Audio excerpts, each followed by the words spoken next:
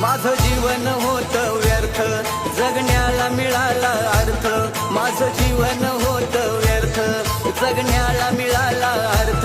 कान फुटतच दुरून व्यथा मांड